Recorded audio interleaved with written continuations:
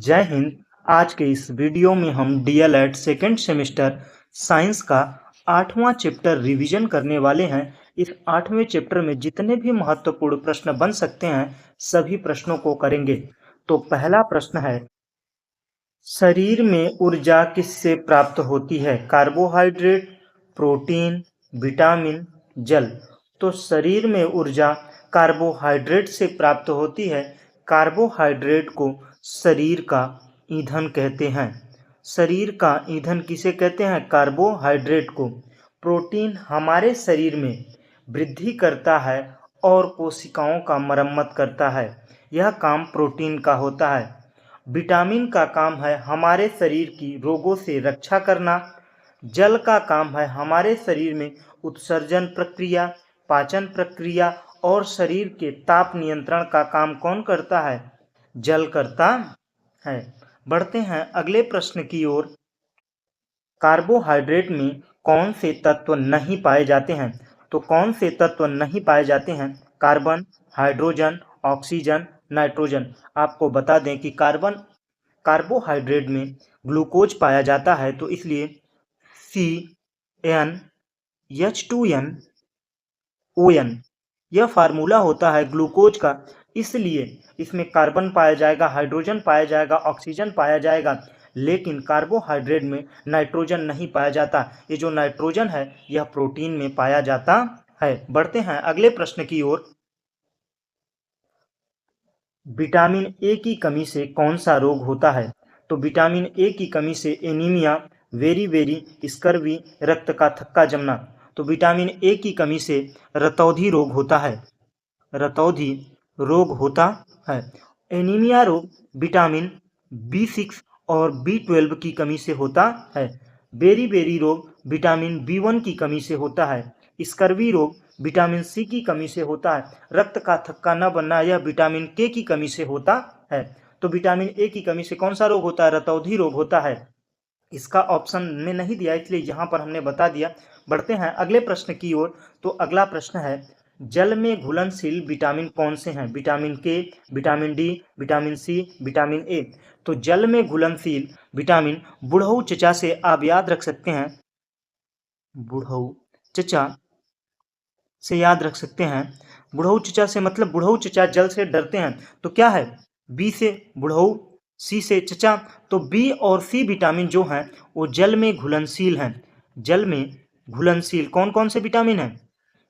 घुलनशील विटामिन, जल में घुलनशील विटामिन, विटामिन बी और विटामिन सी। तो इसमें कौन सा ऑप्शन है? विटामिन बी नहीं है, विटामिन सी। ऑप्शन तीसरा सही होगा। विटामिन के की कमी से कौन सा रोग होता है? विटामिन के की कमी से रक्त का थक्का न बनना। रक्त का थक्का विटामिन के की कमी से नहीं बनता है। अगर हमें विटामिन ए की पूर्ति करनी है तो गेहूं, चना, टमाटर, गन्ना इन सभी भोज्य पदार्थों को शामिल करना होगा। विटामिन डी की कमी से रैकेट्स रोग होते हैं। विटामिन डी की कमी से कौन सा रोग होता है? रैकेट्स रोग। और विटामिन ए की कमी से हमने बताया था रतौंधी रोग होता है। विटामिन डी की कमी से रैकेट्स रोग। विटामिन के की कमी से रक्त का थक्का न बनना, रक्त का थक्का न बनना।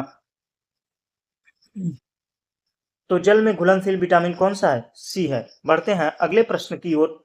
तपेदिक का रोग कारक है। जो टीबी है, तपेदिक को क्या बोला जाता है? टीबी। टीबी रोग है वो किसके कारण होता है? तो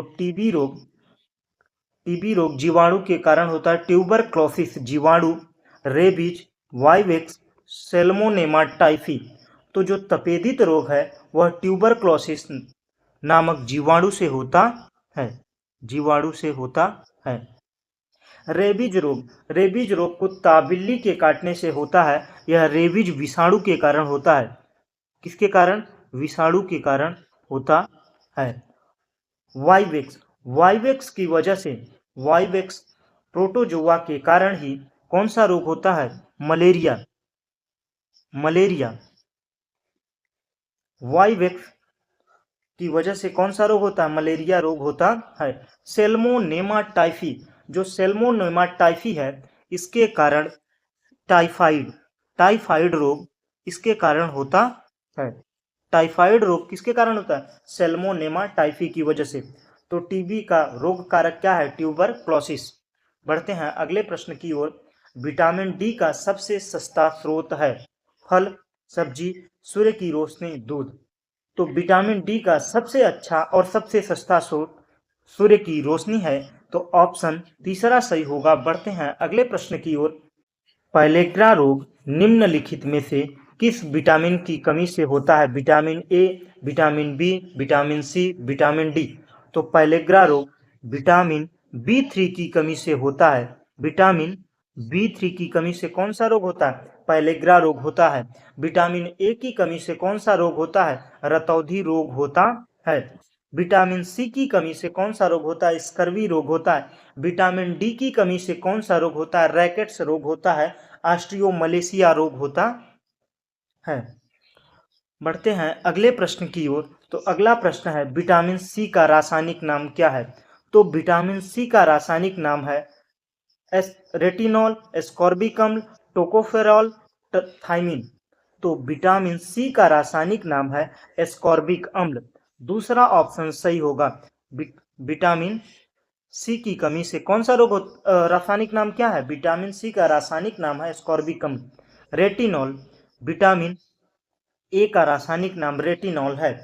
टोकोफेरॉल, विटामिन विटामिन ई की विटामिन ई का रासायनिक नाम क्या है? Tocopherol.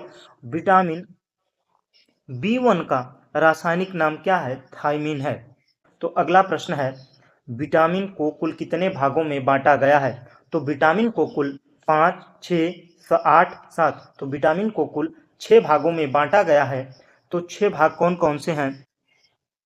Vitamin A, vitamin B, vitamin C, vitamin D, vitamin E और विटामिन के।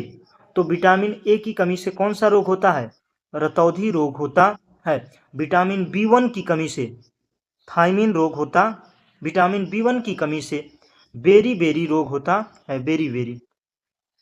विटामिन सी की कमी से स्कर्वी रोग होता है। विटामिन डी की कमी से रैकेट्स रोग होता है। विटामिन ई की कमी से जनन अक्षमता आती है, जनन अक्षमता अक्षमता आती है। और विटामिन के की कमी से रक्त का थक्का न बनना, थक्का न बनना। तो विटामिन के कुल कितने भाग? 6 भाग हैं। इसमें से विटामिन बी1 के भी कई रूप हैं, लेकिन यहाँ पर विटामिन जो मुख्य विटामिन हैं उनके बारे में चर्चा करेंगे। और इनमें जल में घुलनशील विटामिन कौन कौन से हैं? तो बुढ़ऊ चचा, विटामिन बी, विटामिन सी।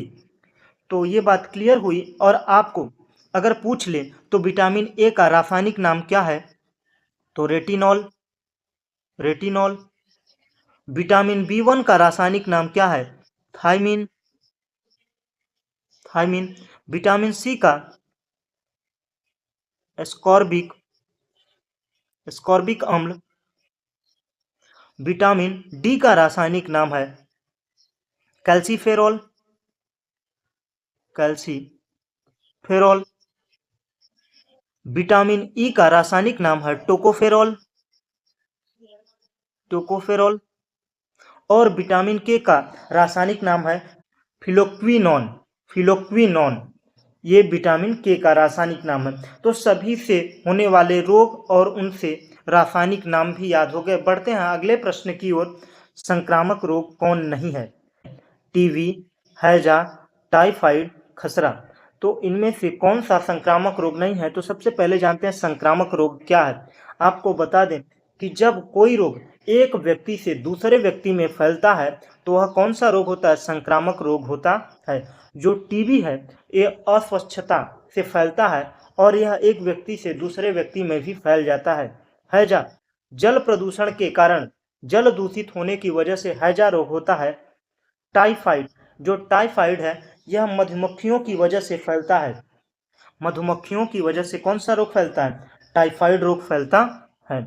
खसरा, ये भी क्या है? संक्रामक रोग है। अगर किसी का जो खसरा हुआ है अगर उसको किसी के बॉडी से टच होगा तो उसको भी हो जाएगा। यहाँ पर चारों संक्रामक हैं, जैसे जोड़ों का दर्द, जोड़ों का दर्द। ये क्या है? असंक्रामक रोग है। हृदय रोग, यह क्या है? असंक्रामक रोग है। लेकिन बाकी जितने भी दिए हैं ये सभी क्या हैं? संक्रामक रोग हैं। यह एक दूसरे से फैलने वाले रोग हैं। घेंघा रोग किसकी कमी से होता है? Iron, magnesium, chlorine, iodine.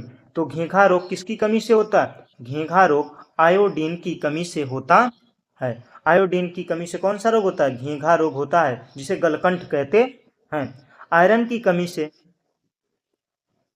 Anaemia रोग होता है। एनीमिया रोग होता है। मैग्नीशियम की कमी से होता है दिल की धड़कन, हृदय रोग। हृदय रोग, हृदय रोग, धड़कन रोग, ये किसकी कमी से होता है? मैग्नीशियम की कमी से। क्लोरीन की कमी से पानी में इलेक्ट्रोलाइट पाचन संतुलन किसकी कमी से गड़बड़ होता है? क्लोरीन की कमी से होता है। इसको नमक के जरिए पूरा किया जा सकता है। और आयोडीन नमक के जरिए ये किसका? घेंघा रोग को भी खत्म किया जाता है। और हरी सब्जियों की वजह से आयरन एनीमिया रोग को कम किया जा सकता है। बढ़ते हैं अगले प्रश्न की ओर। तो अगला प्रश्न है, एनाफिलीज मच्छर को काटने से कौन सा रोग फैलता है? कौन सा रोग फैलता है? तपेदिक। तपेदिक मतलब टीबी, मलेरिया, पीलिया, डिप्थीरिया। तो एनाफिलीज मच्छर काटने से मलेरिया रोग होता है। मलेरिया रोग होता है। बढ़ते हैं अगले प्रश्न की ओर। टाइफाइड रोग किससे फैलता है? जीवाणु से, विषाणु से, कवक से, इनमें से कोई नहीं। जो टाइफाइड रोग है वह जीवाणु से फैलता है। तो जीवाणु से फैलने वाले रोग कौन से हैं? पंडित का टीका न्यू है।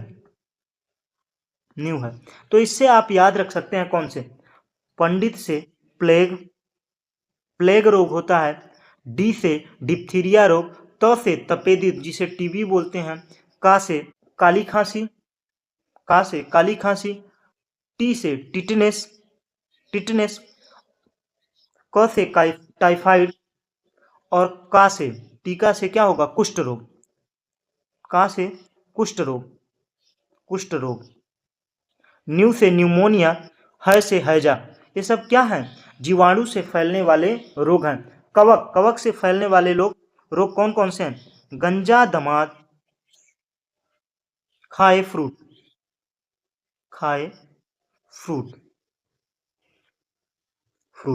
तो गंजापन, दमाद से दाद, खाए से खाज रोग। एथलीट फूट किससे होता है? ये सब कवक से होने वाले रोग हैं।